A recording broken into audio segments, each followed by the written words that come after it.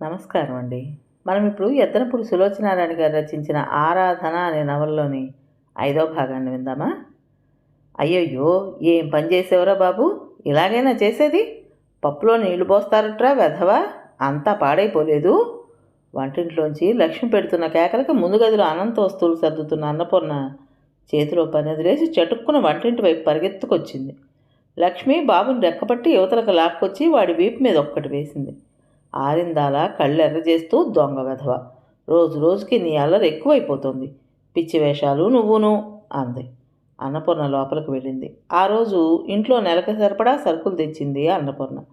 కందిపప్పు ఇప్పుడు తెచ్చింది, ఇంత క్రితం ఇంట్లో ఉన్నది కలిపి 4-5 సేర్లకు పైనే ఉంది. పప్పు నిండా రాళ్లే.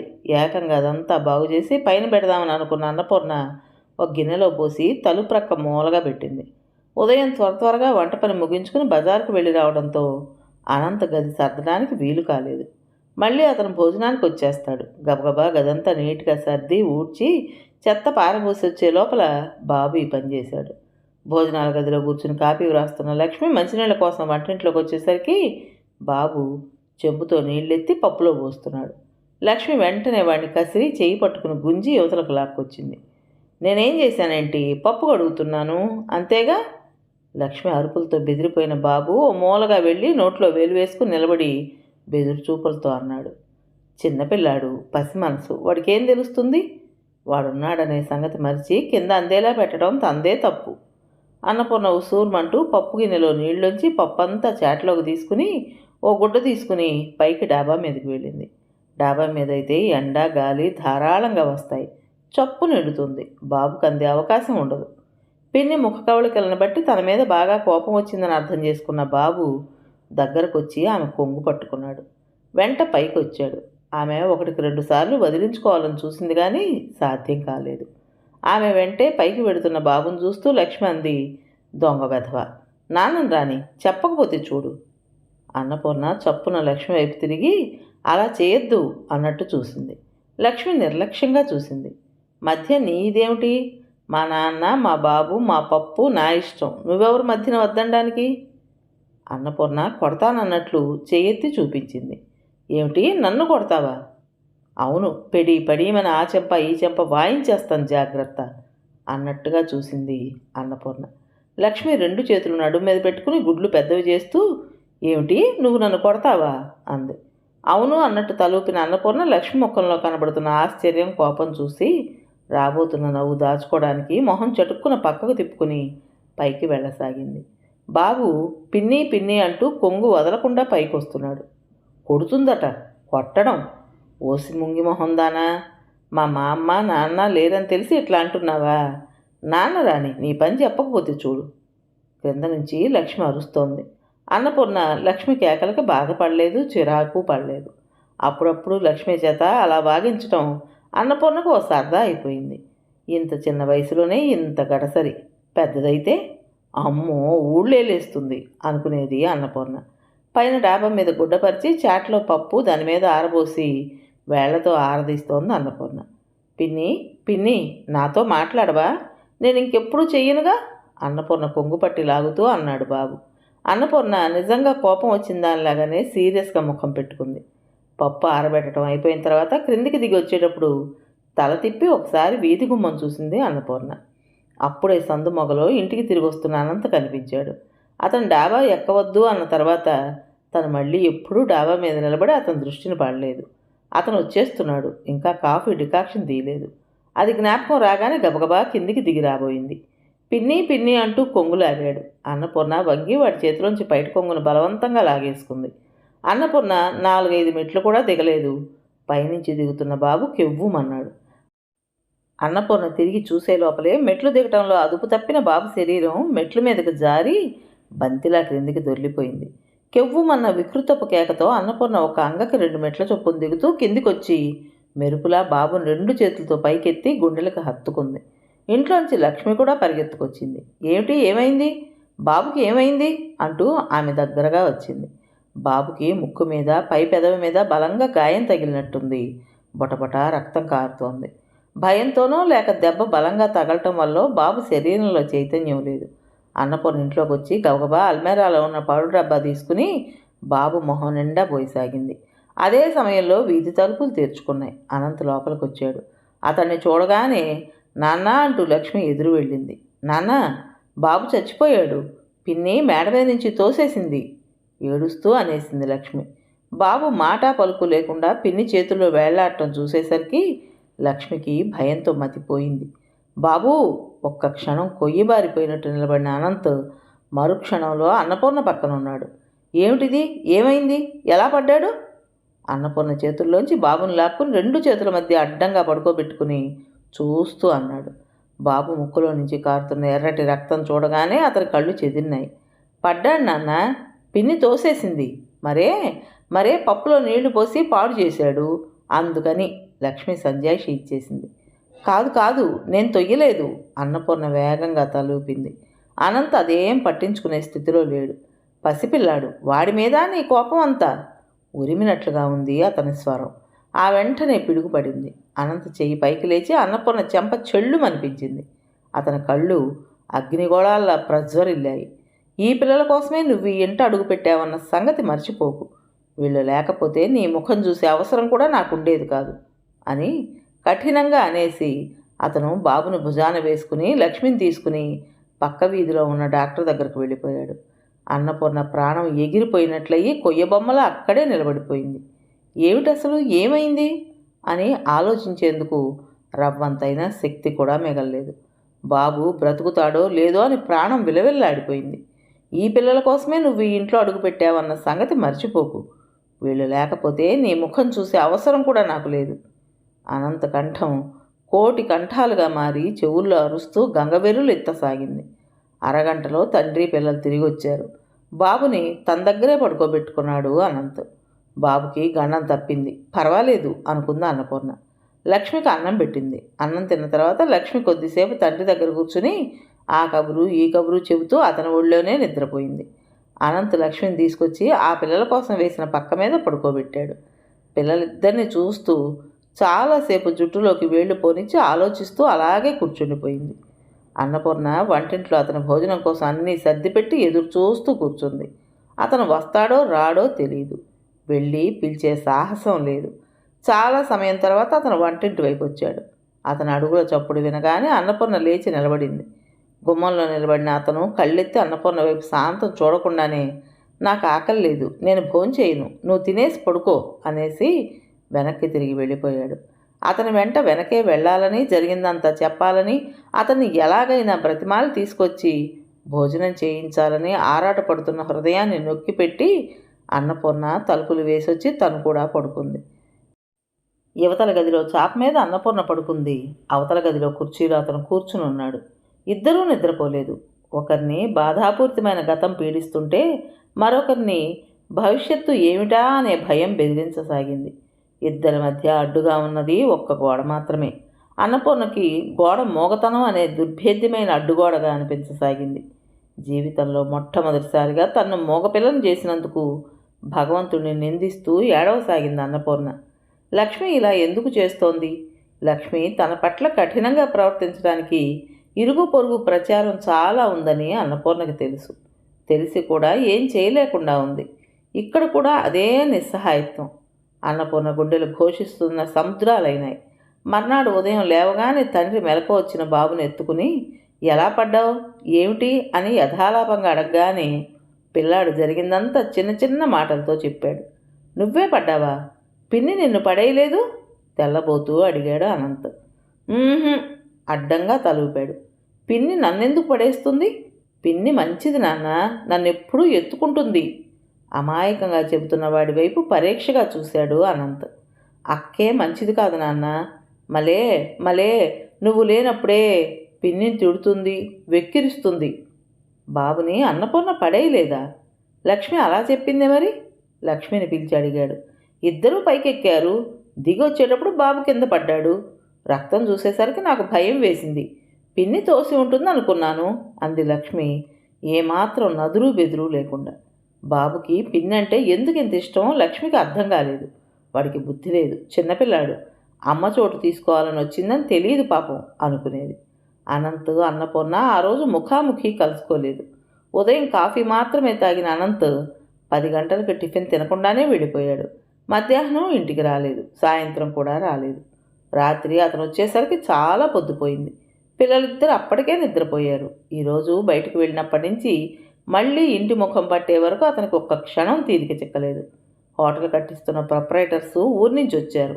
వాళ్లతో కలిసి అక్కడ ఇక్కడ తిరగటమే సరిపోయింది. సాయంత్రం అవగానే ఇంటికి బయలుదేరుతుంటే వాళ్ళు తమతో భోజనం చేయమని బలవంత పెట్టారు. తప్పించుకోవడానికి వీలు లేకపోయింది. అన్నపూర్ణం చూడగానే అతనికి గుర్తుకొచ్చింది, ఒక్క నిమిషం ఇంటికి వచ్చి చెప్పి వెళ్ళినట్లయితే బాగుండేది అని. లోపలికి వచ్చి బట్టలు మార్చుకుని ముఖం కాళ్ళు చేతులు కడుక్కున్న అతనికి అన్నపూర్ణ తువాలు తెచ్చి అందించింది. నేను భోజనం చేయను, నువ్వు చెయ్యి అన్నాడు అతను. వంటింట్లోకి వెళ్ళబోతున్న అన్నపూర్ణ గిరుక్కుని తిరిగి చూసింది. క్షణంసేపు ఇద్దరు చూపులు కలుసుకున్నాయి. అనంత గతుక్కుమన్నాడు. రాత్రి నుంచి దుఃఖంతో వ్యధతో కుమిలిపోతున్న అన్నపూర్ణ హృదయం ఆ కళ్ళల్లో స్పష్టంగా ప్రతిఫలిస్తోంది. పూర్ణ, అప్రయత్నంగా పిలిచాడు అతను. అలా ఉన్నావే, ఒంట్లో బాగాలేదా? అన్నపూర్ణ తల తిప్పుకుని వంటగదిలోకి వెళ్ళిపోయింది. అనంతు ముందు గదిలోకి వచ్చి కూర్చున్నాడన్న మాటే కానీ అతని మనసంతా ఎలాగో ఉంది. నీరసంతో దించుకుపోయిన కళ్ళు, వ్యధతో కుమిలిపోయిన ముఖం, ఈ రెండూ అతని కళ్ళెదుట మాటి మాటికి వచ్చి నిలిచి మిగతా ఆలోచనలన్నీ మారిపోయేలా చేస్తున్నాయి. అన్నపూర్ణ వాలకం చూస్తే మధ్యాహ్నం కూడా తిన్నట్టు లేదు. తను బయటి పనులతో ఆ హడావిడిలో రాత్రి సంఘటనని అంతగా పట్టించుకోలేదు. దాదాపు మర్చిపోయాడు కూడా. కానీ ఇంట్లో ఉన్న అన్నపూర్ణ దానికి 1000 అర్థాలు కల్పించుకుంటూ బాధపడుతూ కూర్చున్నదేమో. అనంత్కి హఠాత్తుగా అన్నపూర్ణ అంటే జాలి వేసింది. నిజానికి ఆ అమ్మాయి ఇంటికొచ్చి బావుకున్నదేముంది? తన నుంచి శారీరకంగా ఎలాంటి ఆనందం లేదు, మానసికంగా సరే. ఆర్థిక పరిస్థితుల ఒత్తిడి వల్ల సుఖమూ లేదు. పైగా మనసులో ఉన్నమాట పైకి చెప్పలేని మోగతనం.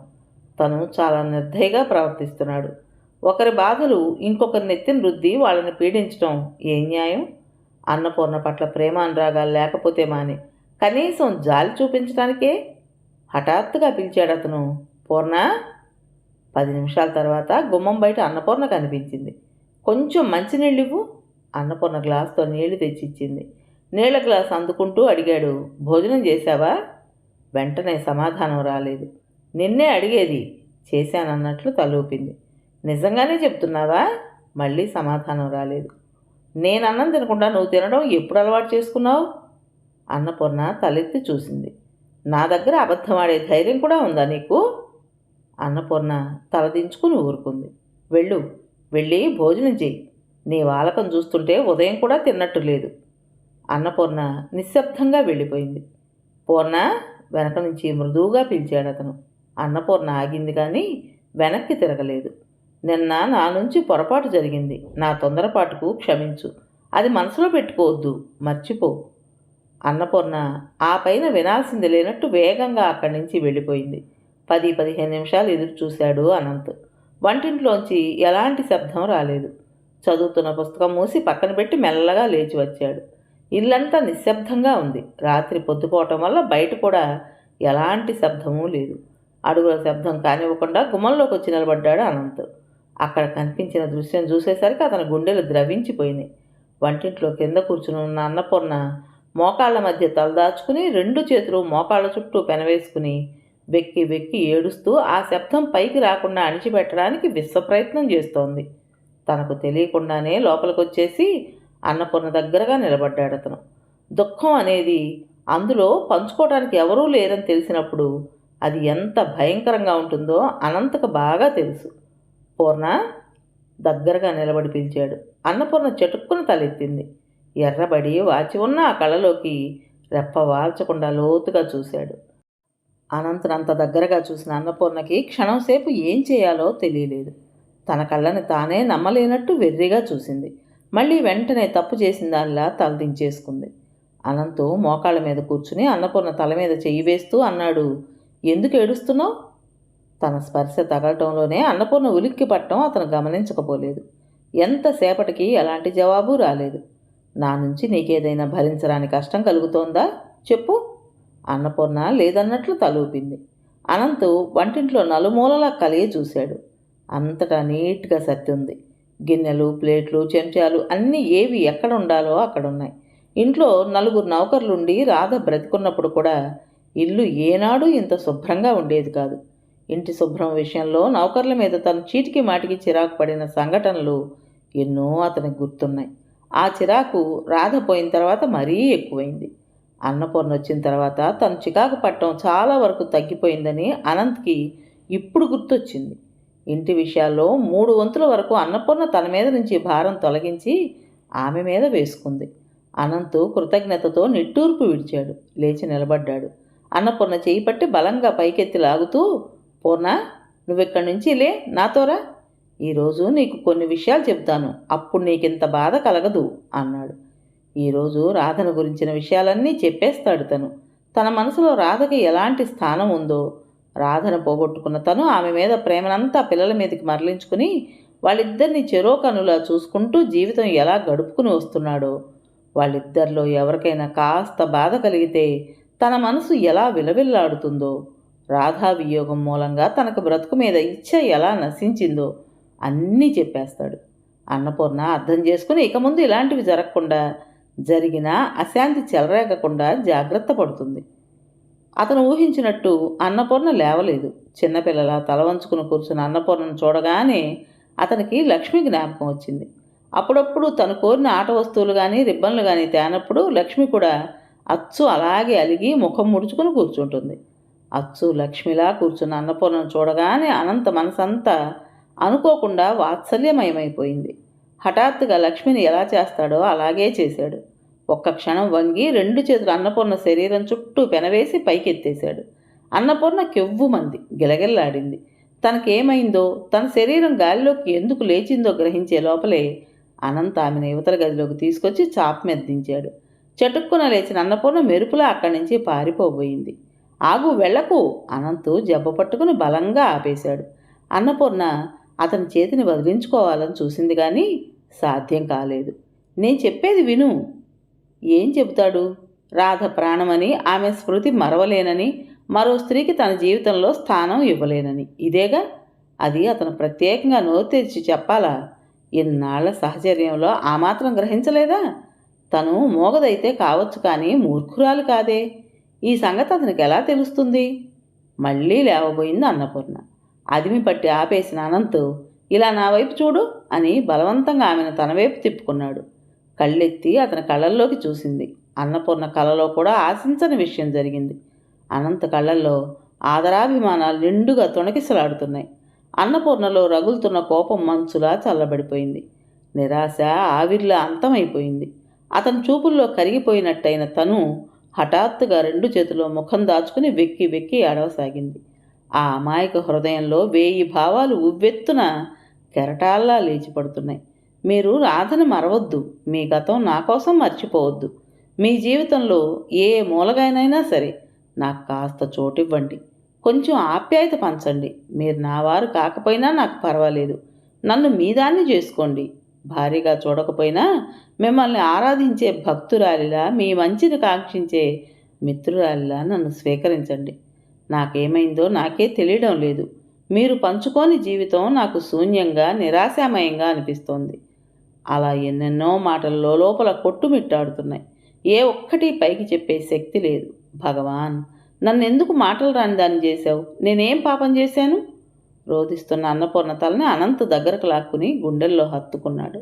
అతని చెయ్యి చాలాసేపు బుజ్జగిస్తున్నట్లు, ధైర్యం చెబుతున్నట్టుగా అన్నపూర్ణ నుదుర్ని, చెంపల్ని నిమురుతూ జుట్టుని సవరిస్తూ ఉండిపోయింది.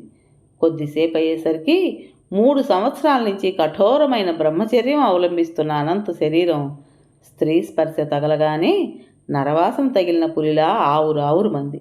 ఒక్క నిమిషం సర్వం మరిచి వయసుకు బానిసైన అతను అన్నపూర్ణని కోరికలతో గుండెలకు అదుముకున్నాడు. ఆ రాత్రి నిజమైన భార్యాభర్తలయ్యారిద్దరు. నవల పేరు ఆరాధన. రచించిన వారు యద్దనపూడి సులోచనారాణి గారు. ఇంతటితో ఈ నవలలోని 5వ భాగం పూర్తయింది. విన్నారు కదండి. మరి ఈ కథ మీకు నచ్చిందా? నచ్చినట్టయితే లైక్ చేసి మరో 4కి షేర్ చేయండి. అలాగే కొత్త వాళ్ళు కనుక మన ఛానల్ని చూస్తున్నట్లయితే తప్పకుండా సబ్స్క్రైబ్ చేసుకోండి. ఉంటానండి.